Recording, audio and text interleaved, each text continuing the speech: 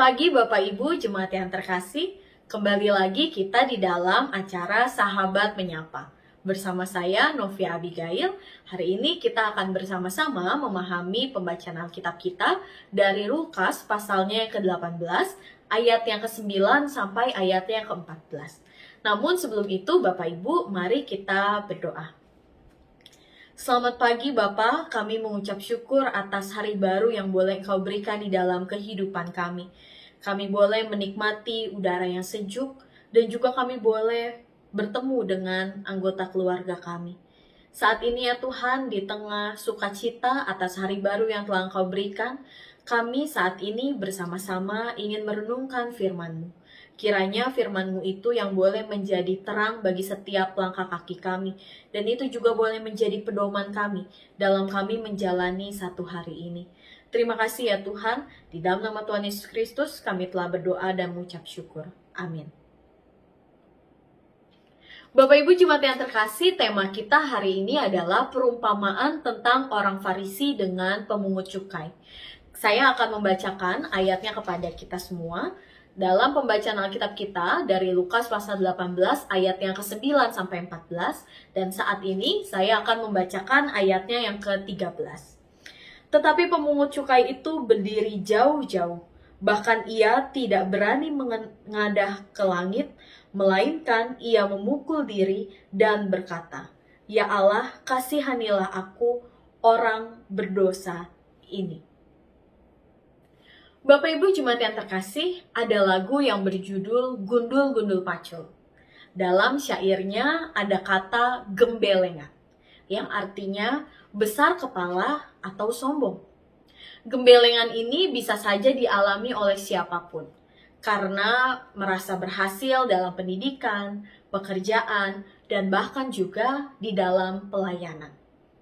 Orang yang bersikap besar kepala cenderung menganggap diri lebih baik atau lebih mampu daripada orang lain. Dan di saat sedang membanggakan diri sendiri, biasanya akan berbarengan dengan menyalahkan orang lain atau bahkan juga merendahkan orang lain. Bapak Ibu Jemaat yang terkasih, pembacaan kita hari ini mengenai perumpamaan orang Farisi dan pemungut cukai. Orang Farisi mewakili tipe manusia yang sombong. Bahkan di hadapan Allah pun ia tetap sombong dengan mengungkapkan semua kebaikan yang telah dilakukannya dan kemudian mencela orang lain. Orang Farisi merasa dirinya paling hebat, paling saleh dibandingkan dengan pemungut cukai yang pada saat itu adalah dianggap sebagai sebuah pekerjaan yang berdosa. Sehingga orang Farisi ini merasa kehidupannya lebih layak di hadapan Tuhan. Kesombongan yang ada di dalam diri orang Farisi menutup hatinya untuk melihat bahwa kehidupannya sebenarnya berjalan seturut dengan peran serta Allah di dalam hidupnya. Sehingga di sini bahkan dikatakan Bapak Ibu di ayatnya yang ke-11, "Ya Allah, aku mengucap syukur kepadamu karena aku tidak sama seperti orang lain." Jadi di sini ia mulai membandingkan dirinya dengan orang lain. Bukan seperti perampok, bukan orang lalim, bukan pezina, dan bukan juga seperti pemungut cukai. Ia merasa dirinya lebih baik dibandingkan orang-orang yang selama ini dianggap berdosa. Lalu sebaliknya Bapak Ibu, pemungut cukai menyadari keberadaan dirinya, bahwa dia bukanlah siapa-siapa. Bahkan apa yang dimiliki hanyalah dosa dan kelemahan. Bahkan di dalam isi doanya pun adalah agar Tuhan mengampuni dan memperbaharui hidupnya. Di sini Bapak Ibu, pemungut cukai itu mengatakan di ayat yang ke-13 yang tadi kita baca bersama-sama, tetapi pemungut cukai itu berdiri jauh-jauh. Bahkan ia aja rasanya tidak berani untuk mendekat. Bahkan ia tidak berani menengadah ke langit, melainkan ia memukul dirinya sendiri dan berkata, "Ya Allah, kasihanilah aku yang berdosa ini." Ia merasa dirinya sangat penuh dengan dosa dan ia merasa membutuhkan pertolongan dari Tuhan. Bapak Ibu Jemaat yang terkasih, tema kita hari ini kita dibantu untuk melihat perumpamaan yang disampaikan oleh Yesus. Dalam perumpamaan ini Yesus hendak menyampaikan tentang sikap rendah hati. Ketika kita merasa diri kita mungkin lebih mampu dari orang lain, tetapi Bapak Ibu kita diajak untuk menyadari siapa diri kita. Apakah kita merasa mampu karena kemampuan kita sendiri, atau sebenarnya kita dimampukan oleh Tuhan? Ada peran Tuhan di dalam kehidupan kita.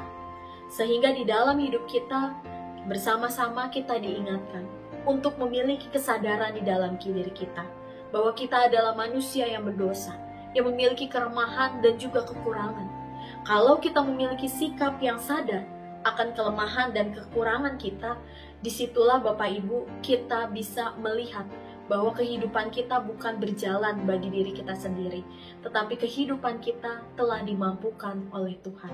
Dan ketika kita menyadari siapa diri kita, disitulah kita menyadari bahwa ada kemurahan Tuhan yang begitu besar di dalam kehidupan kita.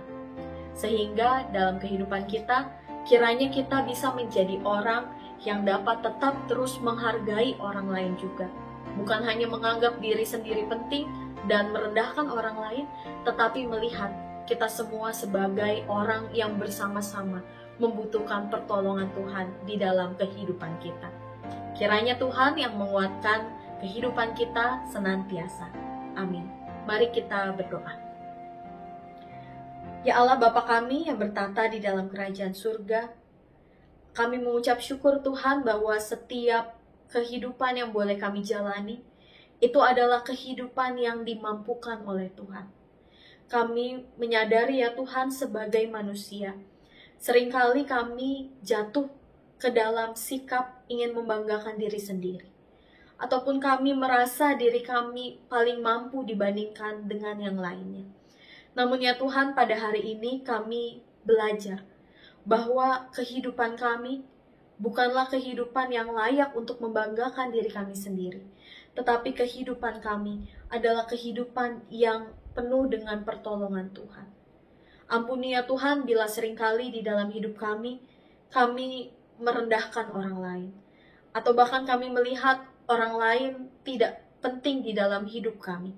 Tetapi saat ini ya Tuhan, kami mau bersama-sama memohon kiranya Engkau yang memampukan setiap kami, agar kami dapat terus hidup secara bersama-sama dengan kesadaran diri bahwa diri kami adalah bukan siapa-siapa, tetapi diri kami ini adalah manusia yang ditolong dan dimampukan oleh Tuhan.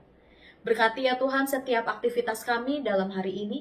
Kiranya apapun yang akan terjadi dalam kehidupan kami dapat tetap memegang terus firman-Mu, kami dapat tetap menjalani setiap firman yang boleh kami dengarkan pada saat ini.